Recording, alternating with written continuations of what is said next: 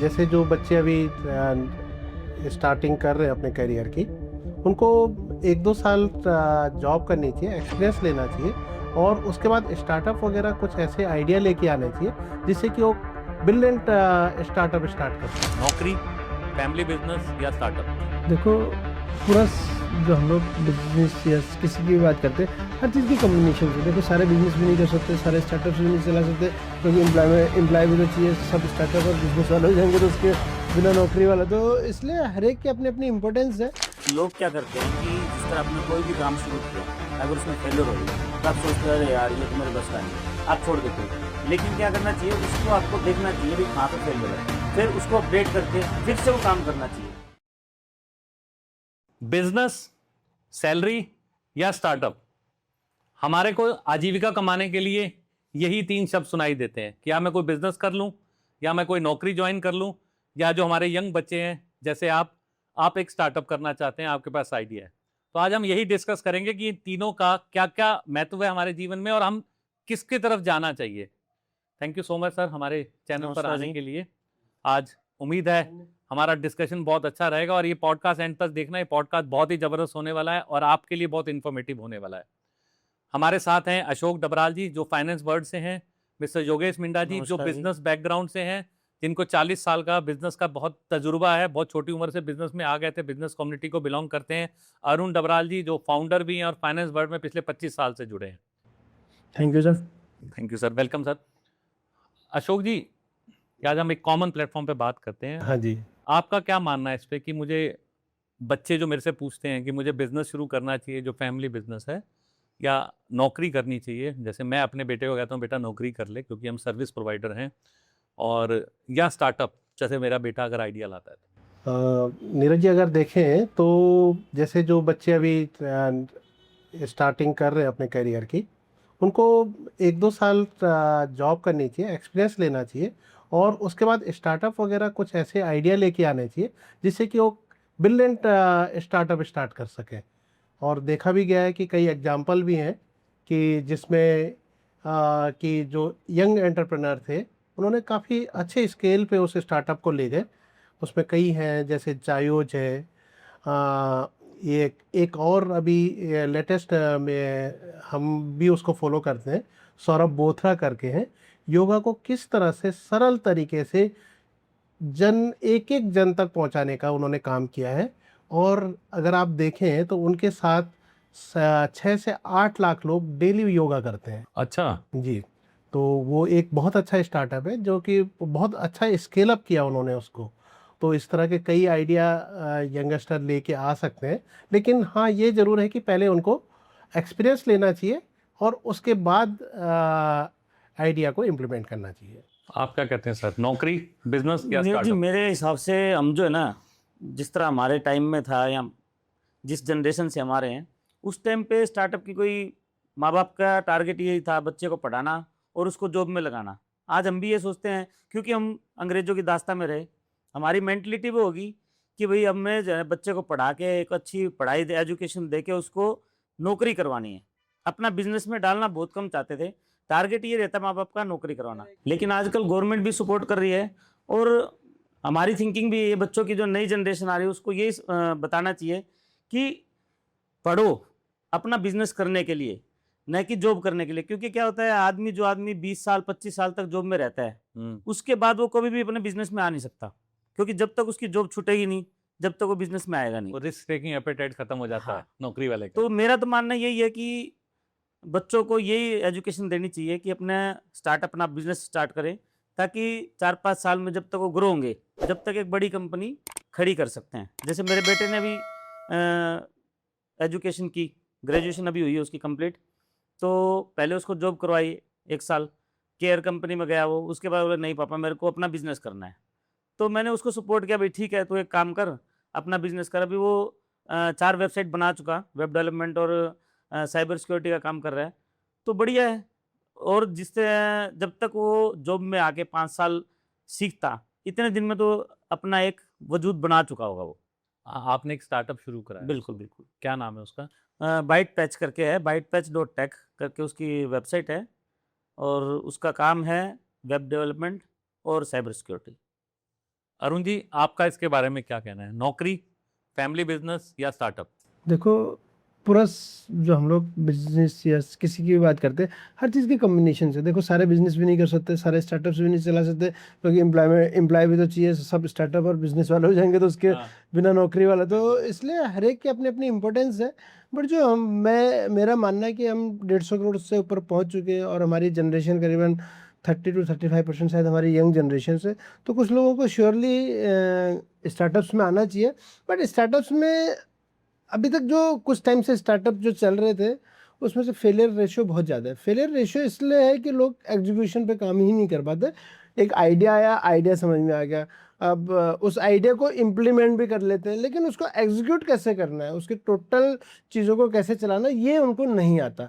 तो इसलिए आपको टीम सिलेक्शन, यानी आप अगर स्टार्टअप चला रहे हो तो आपके पास टीम सिलेक्शन भी होना चाहिए। मतलब कुछ लोग एम्प्लॉयमेंट भी होने चाहिए, कुछ लोग एम्प्लॉय भी होने चाहिए, वो भी आपके सिलेक्शन बहुत अच्छा होना चाहिए।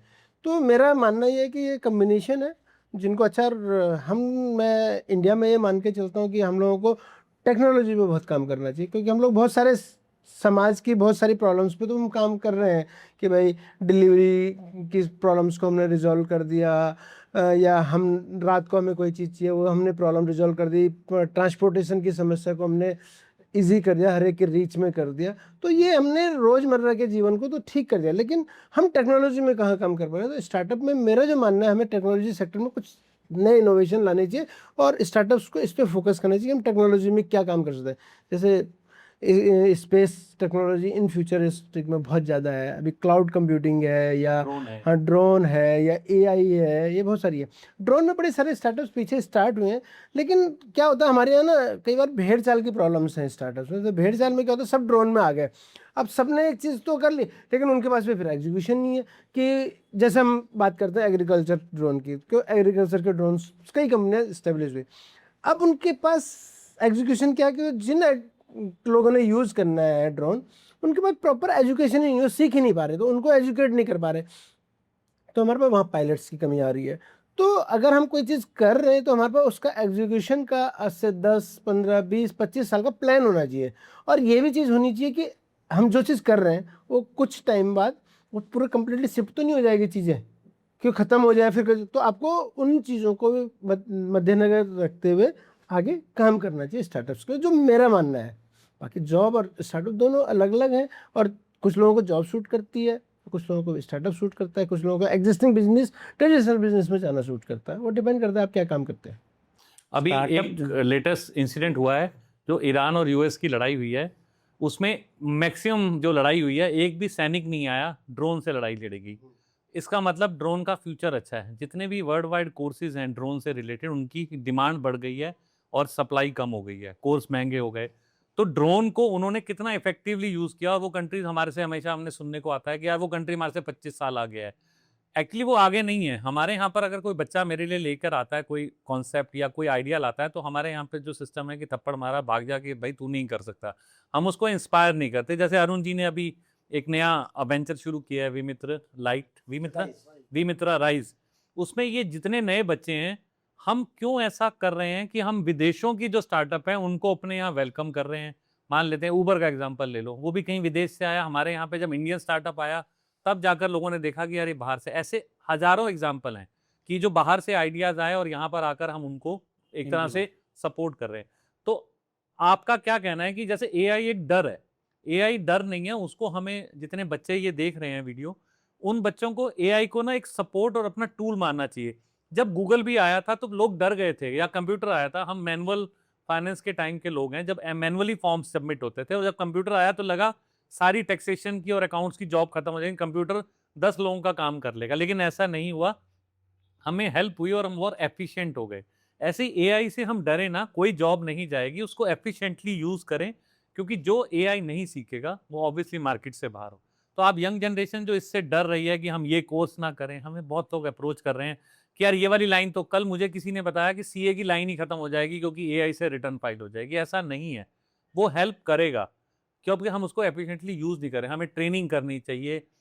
एआई इतना बड़ा है कि उसको 3 से 4 महीने में भी नहीं सीखा जा। जब तक आप 4 महीने में कोर्स करोगे, एआई के नए अपग्रेड्स आ जाएंगे, अपडेट्स आ जाएंगे। तो हमें बच्चों को इंस्पायर करना चाहिए, उनके जो आइडियाज़ हैं हमारा एक्सपीरियंस, उनका आइडिया और अरुण जी की फंडिंग की सपोर्ट, उनको मिलाकर हमें अपने देश को ग्रो करने में हमें आगे बढ़ना चाहिए, ताकि हम भी दुनिया में कह सकें कि इंडियन इन्वेंशन है जो यहाँ पर हो रही है। और इसमें बहुत चीज़ें हैं, हमारा देश इतना बड़ा है, लकीली हमारे लिए वो एसेट होना चाहिए कि हम इनकम के सोर्सेज बनाएं। जैसे डोमिनोज ने शुरू किया कि हम ड्रोन डिलीवरी शुरू करेंगे, तो ड्रोन बहुत जगह, अभी हम ब्लड बैंक कर रहे थे, वहाँ भी हम ड्रोन डिलीवरी ऑफ ब्लड कर रहे थे कि नीचे ट्रैफिक में ना हो। तो अभी ड्रोन सेवा शुरू हो रही है, वो जो एयर टैक्सीज शुरू हो रही है, वो भी ड्रोन का ही एक अपग्रेडेड वर्जन है। अपडेटेड वर्जन है। तो ये आइडिया किसी ने तो दिया होगा। हम कई बार देखते हैं आईआईटी रुड़की के बच्चे ने ये बनाया, क्यों वो वहीं रह जाते हैं बच्चे, क्यों हम उनको स्केल अप नहीं करते? क्योंकि हम उनकी तरफ ध्यान नहीं देते, हम उसको मजाक में उड़ा देते हैं। हमें उनको सपोर्ट करके हमारे देश की ग्रोथ की तरफ बढ़ाना चाहिए। क्यों हम फॉरेन टेक्नोलॉजीज को यहाँ यूज कर रहे हैं? हमारे बच्चे ही बहुत अच्छा बना रहे हैं, नहीं तो वो साइंटिस्ट बन के किसी और कंट्रीज में चले जाते हैं क्योंकि उनको सपोर्ट नहीं मिलता। अरुण जी, वो बताइए, जो आप आइडिया लेकर आता, आपने जो नया वेंचर शुरू किया उसके बारे में बताइए। देखो, हमने विमित्र राइज स्टार्ट किया है। विमित्र राइज एक तरीके से प्लेटफॉर्म है जहाँ पे कि नए स्टार्टअप्स, एग्जिस्टिंग ट्रेडिशनल बिजनेस और वुमेन सेंट्रिक जो बिजनेस है, छोटे छोटे बिजनेसेस हैं, जो उन लोगों को हम लोग मल्टीपल तरीके से प्रोवाइड करते हैं। कुछ लोगों को हम फंडिंग प्रोवाइड करते हैं कि जब उनके पास गैप्स हैं बिजनेस करने में, तो उस गैप्स को हम कवर करते हैं। हम उसे इक्विटीज़ या डेट या अलग अलग तरीके से हम लोग उनको फंड प्रोवाइड करते हैं। कई आज तक जो फंडिंग, जो नॉर्मली स्टार्टअप्स को फंडिंग्स होती हैं, वो सब स्टार्टअप्स को हो रही है। हमने इसमें कवर करने की कोशिश की कि उस ट्रेडिशनल बिजनेसेस के भी कई बार गैप्स आते हैं कि उनको ब्रिज फंडिंग की रिक्वायरमेंट होती है, या अचानक कोई ऑर्डर आ गया, या कई बार वर्किंग कैपिटल गैप ज़्यादा हो जाता है कुछ स्पेसिफिक ऑर्डर या कुछ उस चीज़ के लिए, तो हमने उसको उन लोगों को कवर करना है। तीसरी चीज़ क्या है, कई बार स्टार्टअप्स को या बिजनेसेस को आपकी उसकी ज़रूरत नहीं होती, फंड्स की ज़रूरत नहीं होती। कई बार उनको किसी एक्सपर्टाइज की ज़रूरत होती है, या कई बार उनको ज़रूरत होती है एग्जीक्यूशन में, या कहीं पे वो लैग कर रहे होते हैं। अब बिजनेस की बड़ी सारी वो है, सेल्स, मार्केटिंग, एचआर, आपका फाइनेंस, मल्टीपल सेक्टर्स हैं, तो कहीं वो लैग कर रहे होते हैं। तो हम उन सेक्टर्स पे उनको सपोर्ट देने पे काम की, कंसल्टेंट की हमने सर्विसेज उनको वो दे दी एक एज ए, तो उसके बदले हम कुछ ना कुछ इक्विटीज़ या किस तरह से लेते हैं। तो कहाँ गैप है, कहाँ एक्चुअल में सपोर्ट की ज़रूरत है, वो एसेस करके हम उनको कंप्लीट एक चीज़ प्रोवाइड कर रहे हैं। इनमें से जैसे फंड होगा या कुछ होगा, ये चीज़ प्रोवाइड करते हैं। तो ये हमारा अपना असेसमेंट सिस्टम है, और इसका जो होगा लाइव टेलीकास्ट होंगे या फिर रिकॉर्डेड टेलीकास्ट होंगे यूट्यूब या जो हम OTT चैनल्स पे, जिनके साथ हम लोग कोऑर्डिनेट करने की कोशिश कर रहे हैं। तो नेक्स्ट 2 या 3 मंथ में हमारा कंप्लीट प्रोजेक्ट रेडी हो जाएगा, और फिर हम स्टार्ट करेंगे लोगों को। इसके अलावा हम जो एक बार दिल्ली गवर्नमेंट ने भी चलाई थी स्कीम की, स्कूल के बेस पे सीड फंडिंग, छोटे बिजनेसेस को, बच्चों को बिजनेस अवेयरनेस देना कि उनको 1000, 1500 रुपये, 2000 रुपये की सीड कैपिटल देके हम उसको प्रैक्टिकली करना चाहते हैं। पहले बहुत सारी हुई हैं, लेकिन वो प्रैक्टिकली क्या, वो एक प्रोजेक्ट किया, उस प्रोजेक्ट को ख़त्म कर दिया। तो अगर किसी ने, हमने 1000 या 2000 बच्चों पे काम किया, उनमें से एक आध बच्चे ने अच्छा परफॉर्म कर दिया किसी भी चीज़ में, तो हम उसको कोशिश करेंगे कि वो दोबारा, फिर अब उसने 1000 वाले में ठीक किया, उस प्रोडक्ट में कुछ वो लग रहा है, फिर हम 10,000 रुपये पे गए, और फिर उसके बाद हम सेल्फ हेल्प ग्रुप या किसी और तरीके से उसको एक्सपेंड करना है। तो अच्छा लॉजिक है, लोगों की कुछ हो सकती है, अगले का हो सकता है। तो हम एम्प्लॉयमेंट जनरेशन में काम कर रहा हो, या पब्लिक के लाइफ में कुछ नया इनोवेशन ला रहा हो, तो हम उस टाइप के स्कूल के बच्चों में इंटरप्रेन्योरशिप और कैसे बिजनेस करना है, इस पर भी काम कर रहे हैं। अशोक जी, इन्होंने एक बच्चों वाला एक आइडिया दिया, आपके पास एक लाइव एग्जांपल है, जैसे स्कूल लेवल पर हम उनको फंडिंग देकर मोटिवेट कर रहे हैं कि आप अपने आइडियाज़ को एग्जीक्यूट करें विद प्रॉपर गाइडेंस और प्रॉपर सपोर्ट, ताकि वो फेलियर में ना कन्वर्ट हो। देखो, फेलियर तो आप क्लास में भी बच्चे, ऐसा होता है 100 बच्चे एग्जाम देते हैं तो 1-2 बच्चे फेल होते हैं, तो failure is a part of success. अगर फेल नहीं होंगे, सक्सेस नहीं आएगी। आपके पास भी एक लाइव एग्जांपल है कि आपने एक बच्चे को सपोर्ट किया और उसने इसको, स्टार्टअप को बहुत बड़ा और अपने फैमिली बिजनेस को, दोनों का मिक्सर करके आप बता रहे थे, वो बताएंगे थोड़ा? हाँ, इस तरह के कई हैं, इस तरह के एग्जांपल हैं भी। और इवन देखें तो स्कूल लेवल पे भी ये स्टार्ट हुआ है। जैसे अभी पिछली गवर्नमेंट ने, दिल्ली गवर्नमेंट ही, जिसमें कि आप थी उसमें, तो उन्होंने एक बड़ी अच्छी शुरुआत की थी सीड फंडिंग की। जो इन्होंने स्पेशल स्कूल खुले थे, स्पेशलाइज स्कूल थे वो, वहाँ पे उन्होंने सीड फंडिंग स्टार्ट किया था। बच्चों को कुछ सीड फंडिंग दी थी और उनको कहा कि आप इस पर कोई भी बिजनेस करो। तो वहाँ पे कई बच्चों ने बड़े अच्छे रिजल्ट दिए, और यही अगर आगे इस तरह से करते रहे तो इसमें काफ़ी अच्छी वो हो सकती है, ग्रोथ हो सकती है, और उससे एम्प्लॉयमेंट भी जनरेट होता है। उसी चीज़ की मैं बात कर रहा था कि उसको उन्होंने दोबारा फिर स्केल अप नहीं किया। हाँ। वो वहीं खत्म हो गया। हम उसी चीज़ में जो अच्छे हैं, जो कर सकते हैं, और बाकियों को हम धीरे धीरे फिर नेक्स्ट लेवल में, तो उन्हीं को स्केल अप की बात कर रहे हैं कि इस तरह से स्केल अप करना चाहिए। अगर किसी ने कुछ अचीव किया है तो उस अचीवमेंट को और बढ़ाना चाहिए, तो हम उसको नेक्स्ट फंडिंग, नेक्स्ट सपोर्ट्स, उस पर काम करना चाहते हैं। तो मैं ये कहना चाहता हूँ कि हम उस बच्चे का कैसे ड्यू डिलिजेंस करते हैं कि बच्चे के पास जाके हम उसका पूरा बैकग्राउंड चेक करते हैं या उसके उस प्रोजेक्ट को पूरा सुनते हैं, स्कूल में कोई टीचर अपॉइंट करते हैं, कैसे करके वो बच्चा आपको कैसे अप्रोच करे। अगर उसको नहीं पता तो क्या हम स्कूल में कोई इन्फॉर्मेशन प्रोवाइड करते हैं कि हम ये करेंगे। अगर आप अपने लेवल पे करना चाह रहे हो, वो तो दिल्ली गवर्नमेंट ने किया, जो आप ये प्रोजेक्ट ला रहे हो उस बच्चे को तक हम पहुंचेंगे कैसे वो बताओ, या बच्चा आप तक कैसे पहुंचे। उसका मैं बता दूँ, हम उस पर भी प्रोजेक्ट रेडी कर रहे हैं कि हम इसको टोटल हमारा एग्जीक्यूशन कैसा होगा, इस प्लान का टोटल एग्जीक्यूशन कैसा होगा, वो भी प्लानिंग स्टेज पे। तो विद इन 1 और 2 मंथ्स हम कम्प्लीटली प्लानिंग पे ले और अगर आएंगे। ये loss हो हम गया इसको स्कूल टाइप्स पे काम कर रहे हैं। देखो, इसमें डूबने वाली जो बात है कि हम जो सीड फंडिंग 1000 रुपये लेके चल रहे हैं, अगर हम इसको एक तरीके से पैसा इन्वेस्टमेंट मानते हैं कि हमने इन्वेस्ट कर दिया, और मे बी उसके रिजल्ट सबके सब जीरो भी हो सकते हैं, बट हमारे पास उन सारी चीज़ों में से कुछ आइडियाज़ इवोल्यूट होंगे कि आइडिया आएंगे, तो फिर उनमें से हम किस आइडिया को काम कर सकते हैं। क्या पता उस लेवल पे इनिशियल नहीं हुआ, लेकिन वहाँ से आइडिया जनरेट होते हैं। उसको हम ये भी तो कर सकते हैं ऑलरेडी ना। कुछ एग्जिस्टिंग बिजनेस वाले जिस उसको तरह अडॉप्ट उसको कर सकते हैं। मान लो हमने एक को फंडिंग की, बच्चे का आइडिया बढ़िया था, हमने फंडिंग की उसको, लेकिन अब वो सक्सेस नहीं हो पाया, तो हम उसकी देखें क्या कारण है। हाँ, बहुत बार evaluate होता है करें। कि हाँ, उसको फिर एजुकेट करें, उसके साथ और टीम लगाएं, उसको फिर ग्रो करें, ताकि उसका आइडिया तो बढ़िया था इसीलिए हमने फंडिंग की उसको। नहीं, मैं तो एक और भी कहूंगा, वो हाँ। बच्चा डिप्रेशन में आ गया तो कि मैं तो फेलियर हो गया। कई बार फेलियर कई लोग नहीं झेल पाते। आप नहीं, क्या वो कहते हो उसको भाई? mentally फेल हो prepare जाता है करना। बच्चा, कई बार कहता है मैं तो पढ़ ही नहीं सकता। कई बच्चे थोड़ा पढ़ाई सा उसको छोड़ते हैं। मेंटली प्रिपेयर पहले से बिल्कुल भी तो करना ऐसा ही है पड़ेगा। ना। आपने तो फंड कर दिया या उसने फंड का मिसयूज कर लिया, कुछ और नहीं उसको पता ना। डिमोटिवेट नहीं करना है डिमोटिवेट ना, नहीं होगा, डिमोटिवेट इसलिए नहीं नहीं करना होगा है। डिमोटिवेट। हमने फंड्स उसको हमने लगाए, उसने नहीं लगाए। अब उसका प्रोजेक्ट चला या नहीं चला ये डिफरेंट है। क्या पता वो प्रोजेक्ट आज के लिए वाइबिलिटी नहीं हो, लेकिन 5 साल बाद वाइबल हो प्रोजेक्ट, वायबल हो। तो इससे डिप्रेशन का क्या मतलब, क्योंकि उसका स्किल्स ना, उसके उससे मार्क्स कम हो रहे हैं ना कुछ हो रहे हैं, उसके स्किल डेवलपमेंट पे काम कर रहे हैं।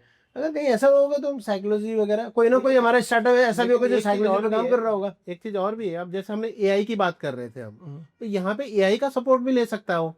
एआई के सपोर्ट से वो नए आइडिया जनरेट कर सकता है, लेकिन एआई को एक सपोर्ट की तरह ले, न कि अपनी क्रिएटिविटी को अलग रखे। एआई को आप गलत भी यूज हाँ, कर गलत, सकते हो, हाँ। सही भी। तो क्रिएटिविटी होनी mentality चाहिए। जो है ना, वो शुरू से ये है। जिस तरह पहले गैस आई, लोगों ने गैस आई उस टाइम, अरे आग लग जाएगी, आग लग जाती है, होता है। बहुत लोगों ने धीरे धीरे करके हाँ। अब बिना गैस के कोई काम होता है, लेडीज काम ही नहीं करती। हाँ, इसी पाइप तरह डाली। कोई भी टेक्नोलॉजी नहीं आती है तो उसके इफ एंड बट होता है।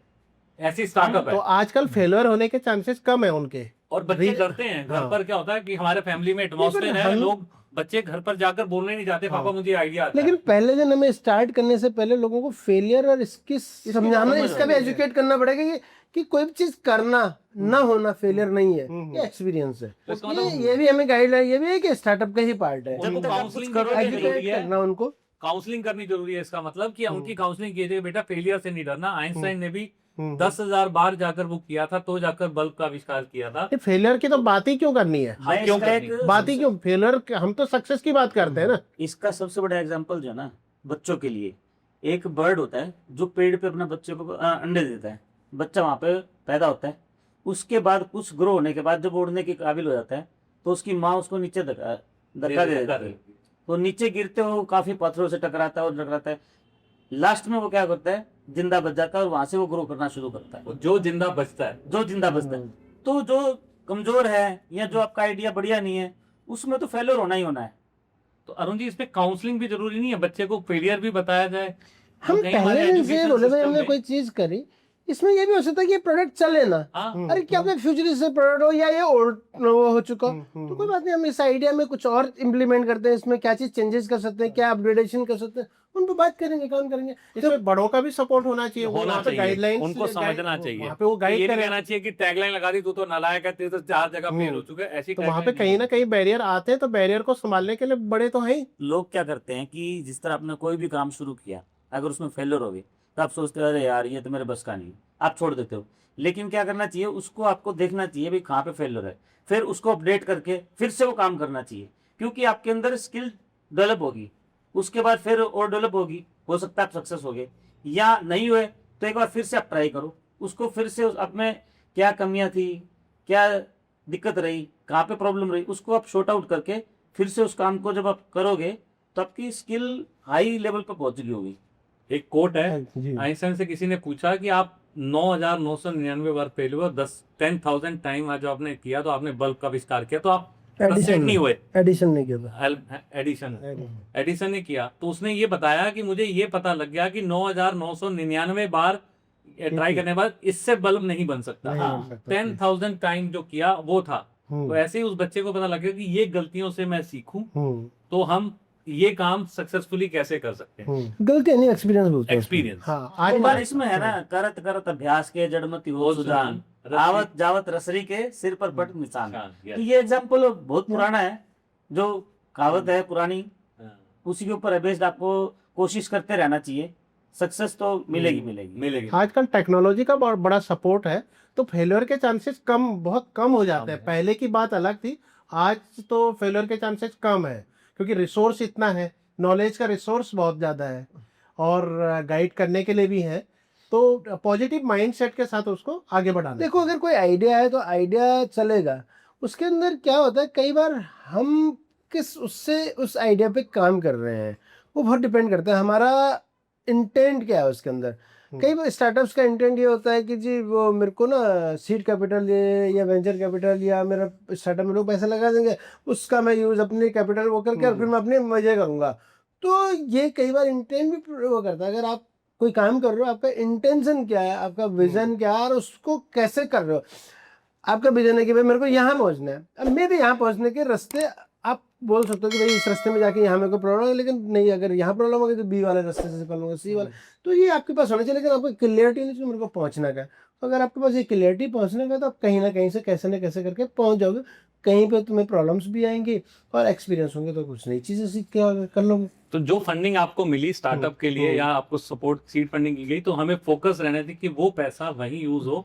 बहुत सारे स्टार्टअप ऐसे फेल हुए हैं जिनमें फंडिंग हुई और उसके बाद वो पैसा उन्होंने कहीं और यूज कर लिया, जो एग्जिस्टिंग बिजनेस है, फादर के बिजनेस में। अगर आपको उसमें मिला है, आपके पास एक आइडिया है, हमने उसको सपोर्ट किया और आपने उस पैसे को सही यूज किया, तो 99.9% चांस है, अगर आपका सब कुछ सही है तो आप सक्सेसफुल होंगे। दिन में 50,000 आइडियाज आते हैं स्टार्टअप के, और हम उसको ऐसी वेस्ट करने देते हैं। तो एआई को यूज करके और अपने स्टार्टअप को सही गाइडेंस में सामने रखकर एक बच्चे की काउंसलिंग भी हो जाए। आईपीएल में हमारे एक तरह के स्टार्टअप, आज देखो कितना बड़ा ब्रांड बन पूरी गया। दुनिया के लिए हमने एक तो एग्जांपल उसमें ये था कि उनको पता था कि हमने कब कब कौन सी चीज कैसे अचीव करनी है और अपने आप को कैसे क्रिएट करना है। तो हर बिजनेस के, या जो भी हम स्टार्टअप बोले या कोई भी बिजनेस बोले, तो उसके मल्टीपल एस्पेक्ट्स हैं। आपको हर एस्पेक्ट पे काम करना है। आपको ब्रांडिंग पे भी काम करना पड़ेगा, आपको मार्केटिंग पे भी काम करना पड़ेगा, फाइनेंस मैनेजमेंट पे भी काम करना पड़ेगा, आपको कंप्लीट एग्जीक्यूशन पे भी काम करना पड़ेगा, आफ्टर सेल सर्विस पे भी काम करना पड़ेगा। हर चीज़ आपकी डिफाइन होनी चाहिए, और वो कैसे होंगी वो डिफाइन होना चाहिए। आपके पास प्लान होना चाहिए कि अपने 10 साल में, 5 साल में हम कैसे करेंगे, अगले 10 साल में क्या करेंगे, अगले 15 साल में क्या करेंगे, 20 साल में क्या करेंगे, 25 साल। अगर आप 25 साल का ओरिजन, 50 साल का ओरिजन लेके चलते, इट मीन्स आपको पता होगा कि 5 साल बाद मैं जो बिजनेस कर रहा हूँ उसमें क्या टेक्नोलॉजी चेंज हो सकती है, क्या क्या आ सकती है। तो मैं उसके लिए 5 साल बाद रेडी रहूंगा कि तब मैं, अगर टेक्नोलॉजी में चेंज आता है या मेरे कस्टमर बेस चेंज होता है, तो मेरे को क्या इन्वेस्टमेंट की तब रिक्वायरमेंट हो सकती है। 10 साल बाद कैसे चेंजेस आ सकते हैं, इन्वायरमेंट में क्या चेंजेस आ सकते हैं। जैसे अब हम आज से 10 साल पहले की बात करें तो इंडिया का प्रोडक्शन रेट जो था 2.2 2.3, आज के दिन 1.9 हो गया। तो इन फ्यूचर में कितने कम होते हैं लोग, यानी जनसंख्या हमारी कम की तरफ जाएगी, तब की स्थिति क्या होगी। तो आज के बिजनेस की रिक्वायरमेंट कुछ और, तब की रिक्वायरमेंट कुछ और होगी। तो वो चीज समझनी पड़ेगी। एक रोड मैप के बगैर आप कुछ नहीं कर सकते। अगर आप 1 या 2 साल का ओरिजिन लेके चलते कोई बिजनेस नहीं कर सकते। एक बचपन का एग्जांपल है, नीति आयोग करके एक हमारा डिपार्टमेंट है, जिसमें 5 वर्षीय योजना, 10 वर्षीय योजना, 25 वर्षीय। तो लोग कहते हैं योजना आयोग, पहले वो योजना आयोग था, वो योजना आयोग है, जो वो यही जो अरुण जी ने बताया, वो देश की डेवलपमेंट का एक रोड मैप बनाते हैं कि हमारा ये योजना आयोग कैसे बनाता है। वो अरुण जी कह रहे हैं रोड मैप था तो कंट्री डेवलप हुआ ना, तो हम अपने बिजनेस के लिए क्यों नहीं बनाते, अपने जो हमारे जीवन का मकसद है उसके लिए रोड मैप बनाए। हर्डल्स तो आएंगी, आप घर से निकलते हो तो हर्डल्स आती हैं, रोड ब्लॉक्ड है, आप दूसरा रास्ता ले लेते हो, वो गूगल मैप जो करता है। तो आपका दिमाग भी तो गूगल मैप है, तो हमें उस पर काम करना चाहिए और बिल्कुल इंस्पिरेशन लेनी चाहिए। किसी ने वो हमने कहीं वीडियो देखा था, उसने बोला आपको वैष्णो देवी जाना है, आप घर से निकले, आप पहुंचे रेलवे स्टेशन पर और ट्रेन की स्ट्राइक है, रेलवे ट्रेन नहीं चल रही भाई, ट्रैक टूटा हुआ है, तो आप क्या करोगे? क्या करोगे अशोक जी? अल्टरनेटिव देखेंगे कुछ, आप बस से बस चले ले लोगे। जाएंगे। आप बस से चले, आपको जम्मू तक जाना है और रास्ते में पंजाब में मान लेते हैं फ्लड आ गया, अब आप वहीं रुक गए, आपको आगे जाना है, 2 दिन वेट की, फिर रोड वेट चली, आप टैक्सी ले लोगे, इट मीन्स आप मंजिल तक पहुंचोगे। आपका एक प्लान कोशिश था, करोगे आप। हाँ। एक योजना थी कि मुझे जम्मू और वैष्णो देवी तक पहुंचना है, तो हर्डल्स तो आएंगी ना, हर्डल्स उसी को आएंगी जो घर मतलब से मंजिल निकलेगा। पता होनी चाहिए आपको। हाँ, मंजिल पता होनी चाहिए, तो रास्ते अपने आप बन जाते हैं। एग्जीक्यूशन के लिए जो हर्डल्स आई, उसके लिए अरुण जी जो बता रहे हैं कि वो गाइडेंस लेनी है, उस हर्डल्स को कैसे पूरा करना है, और आपको नहीं पता कि रोड की उस पार क्या है, उस बारे में बच्चे को भी नहीं पता जो आपके पास आइडिया लेके आया कि क्या हर्डल, एग्जीक्यूशन की कई प्रॉब्लम्स होती हैं जो उसको नहीं पता, उस एग्जीक्यूशन प्रॉब्लम्स को अपने किसी एक्सपर्ट जो बंदा है, इसकी एक्सपर्टीज है, उससे राय लेकर आगे चले। तो अब वो जैसे हम उसका ले रहे थे, थर्ड वेव का पढ़ रहे थे, वो 10 साल में 400 मिलियन का बन गया एक स्टार्टअप। किसी ने सोचा था चायोज है, तो ये एक चाय कॉफी के ब्रांड्स ही तो हैं, जो आदमी सोचता है तो घर में ही पीते हैं। ऐसे बहुत सारे एग्जाम्पल हैं। हाँ। अभी वो एक अचार बनाने वाली इतनी बड़ी बन गई, उसने अभी जो घर से देसी हिमालय से वो चीजों को ले लेके उसने इतनी बड़ी कंपनी बना दी। आज के टाइम में बहुत सारे हैं लोग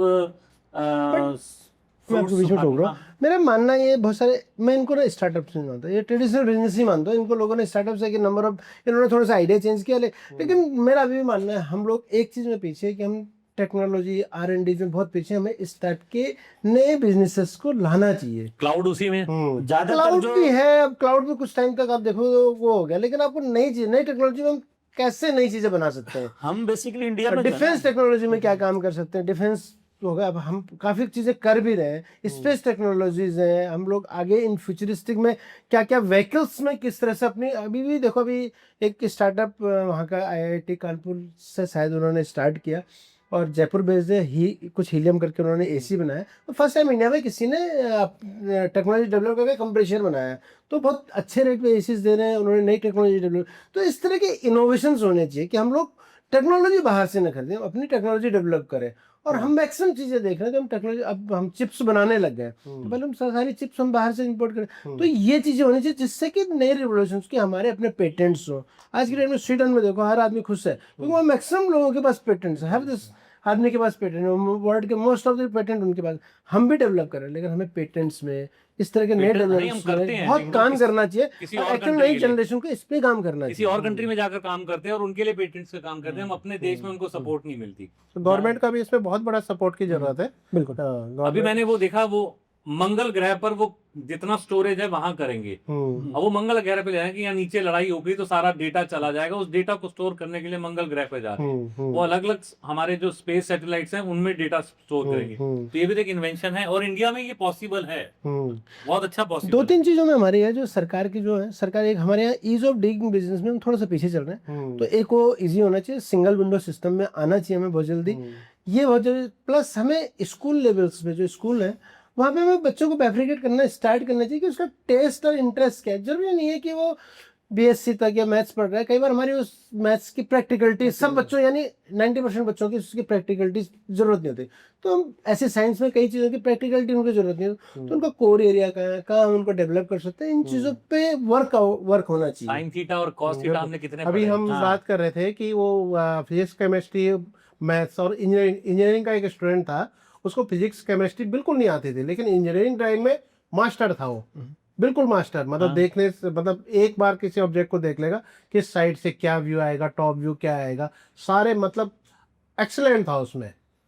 तो इस तरह से मतलब केवल थ्योरेटिकली नहीं, प्रैक्टिकली हमें कई बार 10th पास बच्चा भी बहुत ज्यादा इंटेलिजेंट होता है इंस्टेड ऑफ पोस्ट ग्रेजुएट, तो उसके पास ये स्किल के ऊपर किसी ने काम नहीं किया, वो बच्चे वहीं रह जाते हैं। हमें गाँव में भी लगता था आप बोलो वो आपको बिना कैलकुलेटर के टोटल कर देगा, मेजरमेंट कर देगा, वो जब एस्टिमेट देगा आपको बिल्कुल एक्यूरेट आएगा, जैसे हमारा पुराना भाई का था सिस्टम था। तो ये लोग भी पढ़े लिखे थोड़ा थे, पर इनका टोटल कैलकुलेटर से अच्छा था।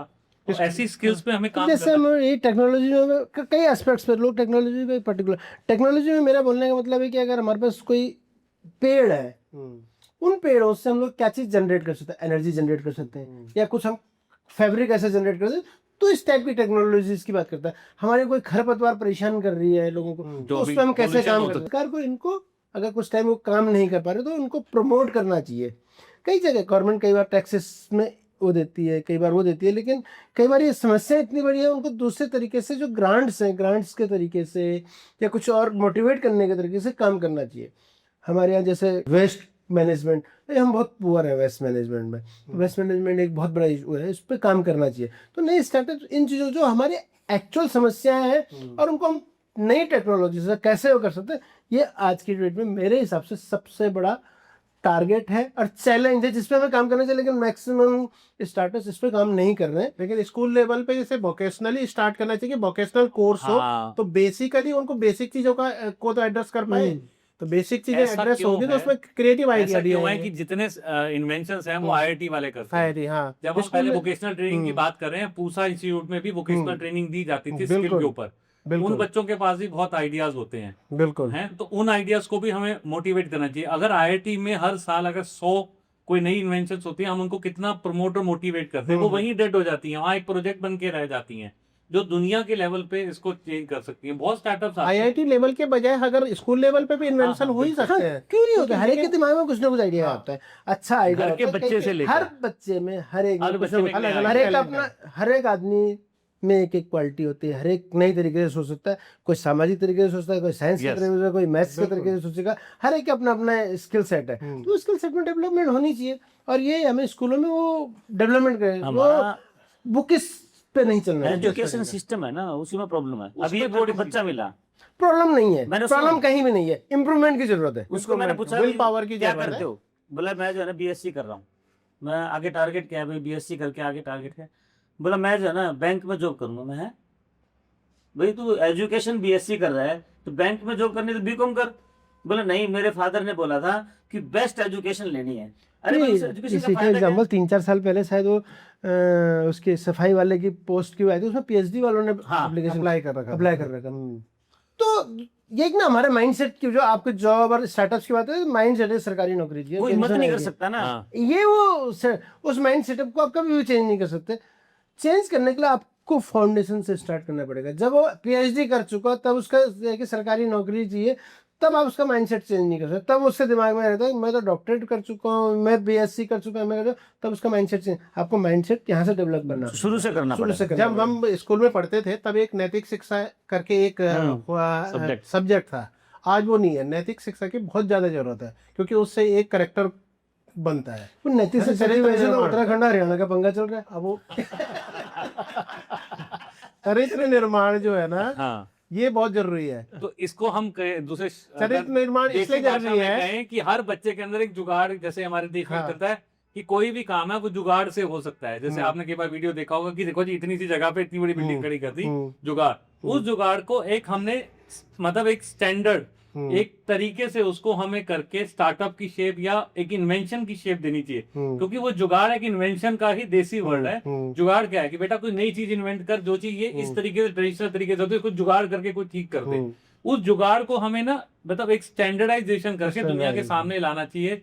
छोटा बच्चा भी अगर उसको वहां चढ़ना है तो उसके लिए जुगाड़ बना देता है, वहां तक चढ़ जाता है। उसको किसी ने नहीं बताया कि वहां तक कैसे चढ़ना है, पिल्लो रखेगा, स्टूल पे चढ़ेगा, कैसे करके।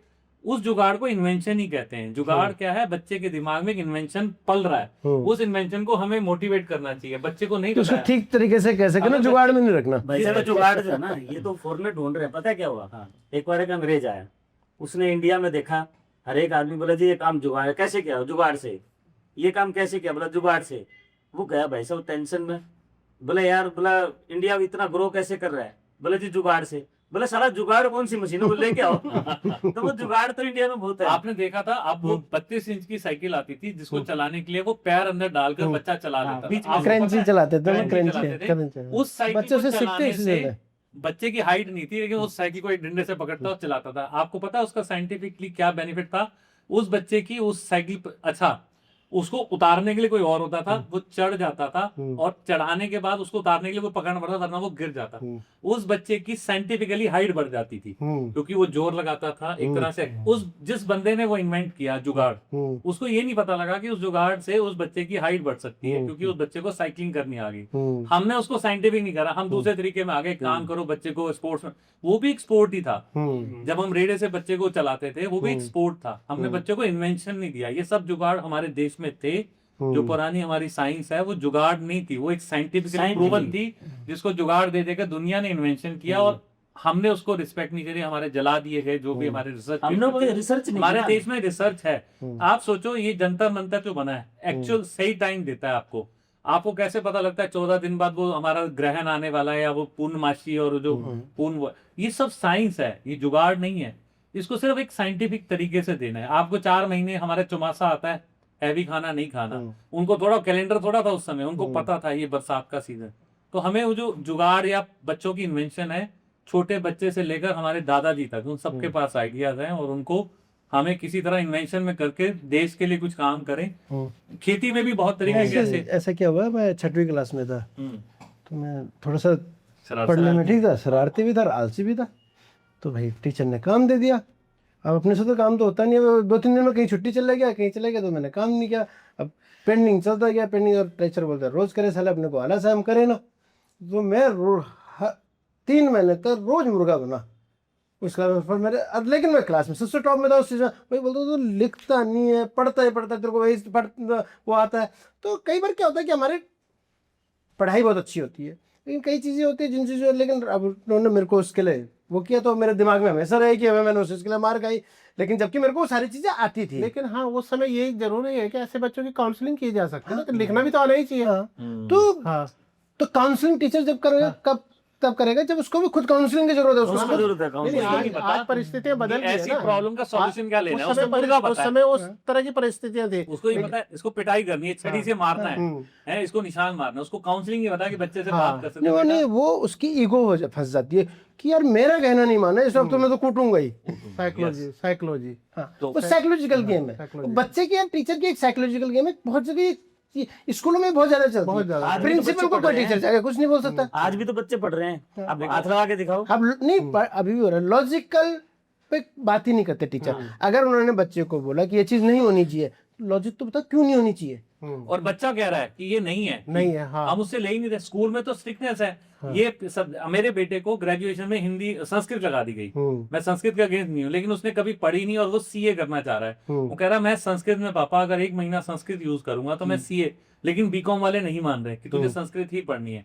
किसी सब्जेक्ट के अगेंस्ट नहीं हूँ, लेकिन आप लॉजिक तो समझो। वो कह रहा है मुझे सच एनालाइज सिखा दो, मेरे को आप मैथ्स में करो, अकाउंटिंग में कुछ करो, ताकि जो मेरी इसमें।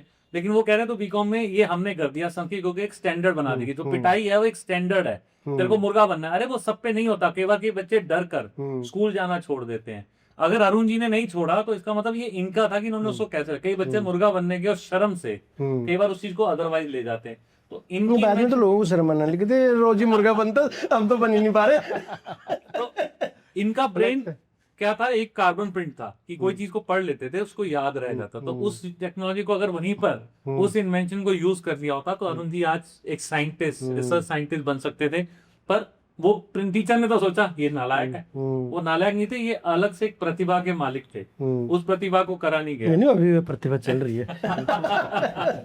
तो उस तरफ जा सकते थे, और वहां किसी ने काउंसलिंग की होती या समझा होता। तो यही हमें करना है कि जो बच्चा हमारे पास कुछ लेके आया है, आइडिया लेके आया है, तो हम उसे उस तरह सपोर्ट करें, उसको सुने। यार इतनी चीजें, अगर आप ये सारे आइडिया को चैट जीपीटी भी डाल दोगे ना, वो भी बता देगा कि ये आइडिया बहुत अच्छा, आप इतने दिनों में हमें बच्चों की एनर्जी को चैनलाइज करने पे काम करना चाहिए एजुकेशन सिस्टम में। तभी जब हम लोग स्टार्टअप या नौकरी वोकरी की बात कर रहे हैं तो तभी होगा। अब नॉर्मली पेरेंट्स भी होता है भाई तो ढंग से पढ़ ले और तेरी फिक्स इनकम आ जाएगी। तो एक डर भरा हुआ कि अगर महीने के पैसे नहीं आएंगे तो तुम्हारी जिंदगी नहीं है, पेंशन नहीं आएगी तो ये नहीं होगा। तो फाइनेंशियल मैनेजमेंट भी एक स्कूल का बहुत जरूरी पार्ट है कि आपको फाइनेंस फ्यूचरिस्टिक है, ये एजुकेशन का पार्ट होना चाहिए। आपको मैथ्स पढ़ाने से अच्छा इस पे काम करना चाहिए, कॉमर्स पढ़ाने की आपको बैलेंस शीट सिखाने से अच्छा ये भी सिखाना चाहिए तुम्हें काम कैसे करना है, तुम्हें अपने फाइनेंस मैनेज कैसे करना है, तुम्हें फ्यूचरिस्टिक अप्रोच कैसी होनी चाहिए। ये सिखाना भी बहुत जरूरी है कि भाई तुम्हारे अगर लाख रुपए इनकम है तो तुम्हें लाख रुपए को मैनेज कैसे करना है, उसमें अपने लाइफ को कैसे मैनेज करना है, अपने फ्यूचर को कैसे मैनेज करना है। कि अगर 6 महीने 8 महीने के लिए कोविड आ गया तो आपको ये ना हो जाए कि गवर्नमेंट को आपको 5 किलो राशन देना पड़े। आप 6 महीने 8 महीने सस्टेन कर पाओ उस इनकम के ना आने के बावजूद। तो हमें ये फाइनेंशियल मैनेजमेंट सिखानी चाहिए, इन फ्यूचर के लिए तैयार रखना चाहिए हमें। और इस तरह इस पर कुछ स्टार्टअप्स को आना चाहिए फाइनेंशियल मैनेजमेंट सिखाने पे, लेकिन नहीं हो रही है। फाइनेंशियल लिटरेसी कहेंगे, जरूर करेंगे। इसको हम फाइनेंशियल लिटरेसी कहेंगे। इनिशिएटिव को आगे फाइनेंशियल लिटरेसी फाइनेंशियल लिटरेसी पे हम काम करेंगे। आप फाइनेंशियल लिटरेसी में उसको फाइनेंशियल मैनेजमेंट कहते हैं। हाँ, लिटरेसी वर्ड अलग अलग है, Management- मैनेजमेंट एक How to different manage। Word है। मैनेजमेंट हम देखें तो अगर किसी मतलब जो यंगस्टर है उनके लिए हम लिटरेसी की बात करेंगे कि हर एक फाइनेंशियली लिटरेट हो, लिटरेट होगा तो उसका फ्यूचर सेफ है। नहीं, एक प्रॉब्लम और आ रही है ना कि literate जो की तो- बच्चा आज कमा रहा है वो क्रेडिट कार्ड की जिंदगी जी रहा है, उसको ये नहीं पता कि कल क्या करना है। तो इसीलिए फाइनेंशियल 28 तारीख को लिटरेसी वो इसीलिए दूसरे जरूरी से है। पैसे लिटरेसी और मांग रहा मैनेजमेंट में हाँ, क्या डिफरेंस मानता हूँ मैं। लिटरेसी में वही वाली बात है कि तुमने 12वीं कर ली लेकिन आता कुछ नहीं है, तो लिटरेसी वो है कि लिटरेट है।